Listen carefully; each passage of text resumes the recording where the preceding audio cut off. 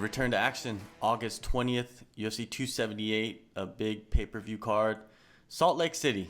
You know what I mean? Did you ever think you were going to be fighting in Salt Lake City? No, man, but I'm just glad it's not at the Apex. I feel like it was cool to get those two fights in Vegas, two fights in the Apex, but almost felt like I was drinking a Diet Coke. Like when you dream about the whole UFC debut, the whole UFC fight thing, you envision the fans, the crowd, the arena, all that. So I'm excited that, even though it's in Salt Lake, I think that's a pretty cool spot in general, but more excited to have a crowd than anything else. Yeah, definitely. The crowd makes a huge difference, and I feel like it's going to be different. You know what I mean? Fight week's going to be different. You're going to have people running around the city. Like everything's going to be different. Are you anticipating a new frontier with this pay-per-view card coming up?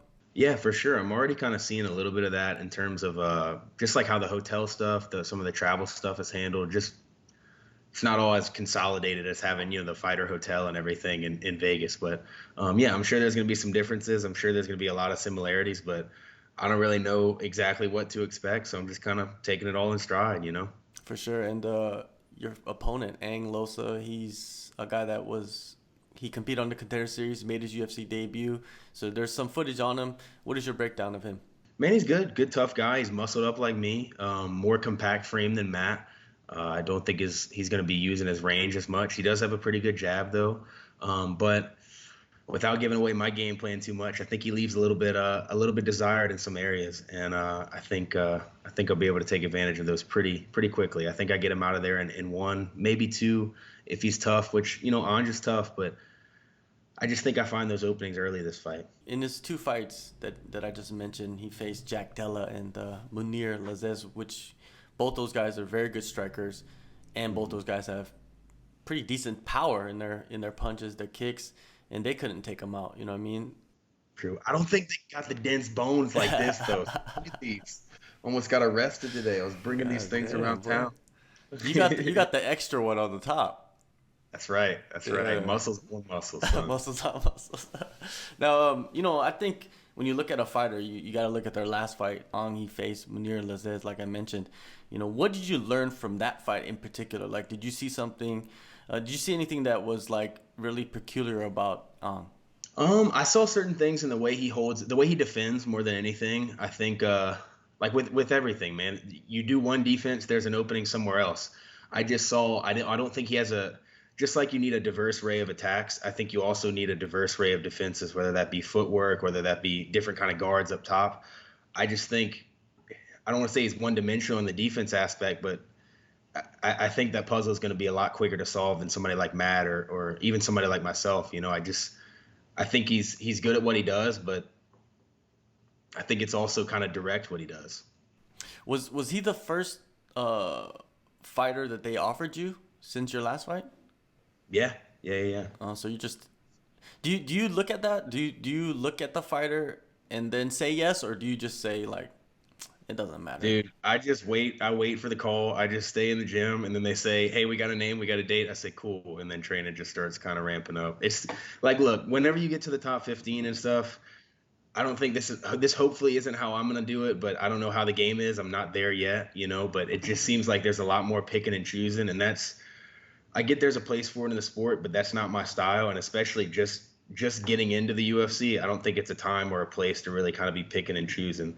You get here and you're supposed to believe that you're the best in the world and you can compete with the best in the world. So it shouldn't be a shock when some name comes across your desk or anything like that. You've got to be ready for everybody. It's like a stage in someone's UFC career where they have to prove their position, right? And do you feel like you're in that position? Yeah, for sure, man. I had a good outing, but I'm coming off a loss. I'm not waiting until, I have 2 or 3 losses and to feel like my back's against the wall. Like, no, I feel like my back's against the wall right now. And, yeah, I feel like this is going to be a good showcase fight for me. Yeah, you mentioned, you're coming off a loss. That was your UFC debut, your first loss. I'm always curious of how you felt instantly after the fight. You know what I mean? Did it come to you? Did that realization come to you that this, like that was your first loss? Or was it just, you've competed in sports for so long that losing is not like something that is a massive deal? I'd say a little bit of both, man. I was obviously, like, I knew it was a good fight, but immediately, you're pissed off about the loss. I wanted the storybook ending to my debut. I wanted to, raise my hand and start my UFC career on the right path, but it didn't happen that way, and it doesn't happen that way for a lot of people that have successful UFC careers. So, I'm able to zoom out, even though when bad stuff happens like that, it sucks. But I would say I was more disappointed in some of the decisions that I made in terms of like technical things, not in terms of like, feeling like I was trying to find a way out of there or anything. I think that's pretty obvious I wasn't, and pretty obvious it was a close fight and stuff, but just certain technical decisions I was beating myself up about. But in the same breath, like that fire's burning even brighter now. I was ready to get back to the gym as soon as you watch the film and see what you need to start correcting. It just kept me hungry, and I feel like getting to a new level, getting into the UFC, having some spark like that to kind of reignite that flame, it can be a blessing in disguise. So I'm trying to take it as such. What did you see when you rewatched that fight? What did you see as something that you could reveal to us that you didn't like? Well, just so a traditional jujitsu, right? You want to get back to guard before you work back up.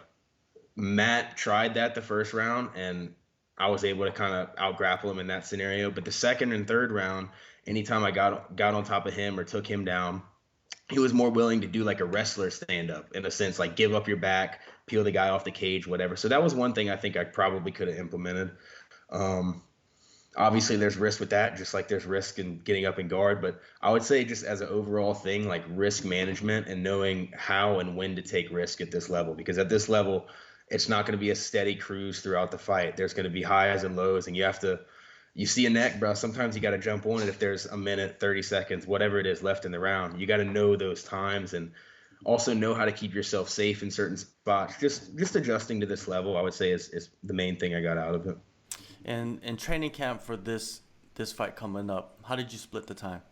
Um, I went to the PI and got all the tests done and everything just to see like, hey, bro, are you a welterweight or are you living a little too thick in the off season? You know what I mean? So I went there, got all the tests, got all the performance tests done, and they told me, nah, bro, you got dense bones. You're definitely a welterweight. So that being said, though, I was well within their spectrum for welterweight, but me looking at it with my eyes, I said, okay, I could probably also add a couple pounds here and there. So I added up strength and conditioning a little bit.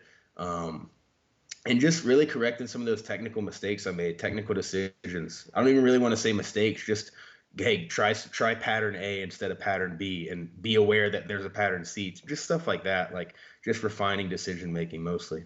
Man, I feel like a lot of people don't realize how much goes on in the mind of a fighter. You know what I mean? Like you just mentioned, pattern A, pattern B, and then pattern C.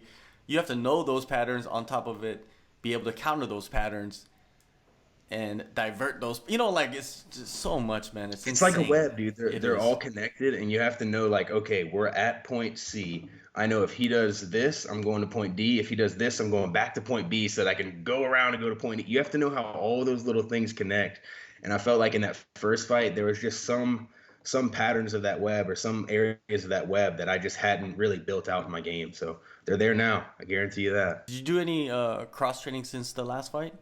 No, I think I will be getting some here in these next couple weeks, but I'm gonna keep that on the On the hush low? hush, On the on the low? low. You'll I'll reveal it probably after cut the fight? Yeah, maybe so. I Yeah. want to freak on a little bit out. Freak All him right. out a little All right. So bit. secrets. It's always good to have a couple secrets, right? It's always good, That's- And yeah, man. So what are you expecting? You know what I mean, out of yourself? How do you expect yourself to get that first UFC win? Yeah. I think it's gonna be a highlight, this one. I think this one's gonna be a car crash. I felt like versus Matt, he was somebody he's tough and durable, and so is Ange. Don't get me wrong, but I felt like Matt was somebody that it was gonna be a knockdown, drag out, 3 round fight, something where it was going to go a long time, whether it got a finish or whatever. It was going to be a long fight. This one, just looking how me and Ange both fight, we're both explosive guys. I don't see this one going very far, to be honest. I think first round, second round, maybe. And yeah, something explosive, man.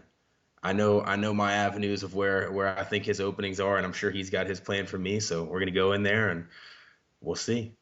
Yeah, and also he's coming off a loss, you know what I mean, and I'm pretty sure he's hungry and eager to go out there and perform spectacularly. So that situation, that storm of You know, it's gonna be pretty insane. Now, the main event of this pay-per-view card is the welterweight title, right? Against what is it? Usman versus Edwards, the rematch.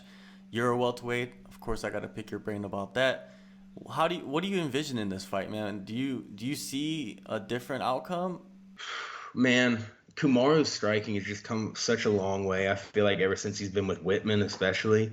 I feel like he started his base off with Henry Hooft and them down there, but I feel like Whitman refined it to such a fine point. Especially the thing about Trevor too is he doesn't try to change the fighter. He works with what they have and like just polishes it to a point where it's razor sharp. And I think we're seeing that with Kamaru's kind of like, his striking starting to come on. That being said, Leon is a freaking technician in there, but I think Kamaru's body is gonna hold up to some of the strikes a little bit better than maybe George's or Nate's or one of them did. I think he's gonna be able to stay in there with Leon, and even if he's not getting the better of most of the exchanges, I think there is gonna be a power difference. And wrestling wise, it's hard to go against Kamaru, so I got Kamaru on it. When we look at it skill for skill, we could break it down a little bit more easier. But when we look at like the whole scope of it, right? Like Usman, he's defending the title again. A lot of people are saying that he's cleaned out the division. He didn't want to fight Edwards for a long time because he already beat him.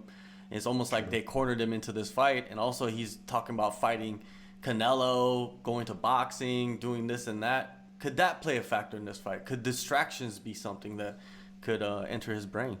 Maybe so, man, but Kamaru doesn't strike me as one of those guys. Like maybe if you're asking me the same question about Sugar Sean when he's champion, there's a different answer there. But Kamaru strikes me as much as he does the champ stuff and all that, he strikes me as a champion through and through. Like he's gonna handle his business. He's gonna make sure he's crossing all his T's and dotting all his I's going into it. So maybe distractions, but I think Kamaru is kind of used to that, It's going to be a good experience also for you, to be able to watch that fight, cage side most likely, and absorb the energy, because that's where you want to be eventually, is fighting for that UFC welterweight title, right? 100%, dude. I want that electricity. I know there's going to be a crowd there. I think I'm the second fight in the night.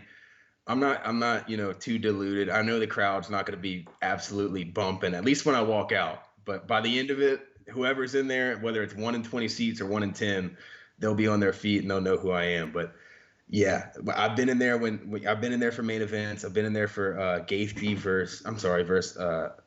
for Michael Chandler versus Oliveira. I've been in there for Oliveira versus Poirier, and then Poirier for Holloway. I've watched all these things. I remember, my bones remember what those things felt like, dude. Just like that. You can't even describe it, man. I've tried describing it to people who've gone to other sporting events and never been to a UFC event. The amount of electricity in that air is just unbelievable. I can't imagine being the one in there, the one in the cage when all that's happening, just feeding off of that. I crave it, dude. I crave it. Yeah, man, it is. It's incredible. I was there for Singapore a few weeks back, and to watch Glover and Teixeira live inside the arena was just insane. To watch Joanna retire after being knocked out, that's just like crazy memories. You know what I mean? It's goosebump moments. Chicken skin. A lot of people like to call it chicken skin. Yeah, man. Well, you're gonna get chicken skin, man, on August 20th. You know it. UFC 278. Can't the wait. Excitement is crazy, man. Thank you, AJ, for the time. It's always good catching up with you, and all the best in the fight. Thank you, brother. Appreciate it. Good talking to you.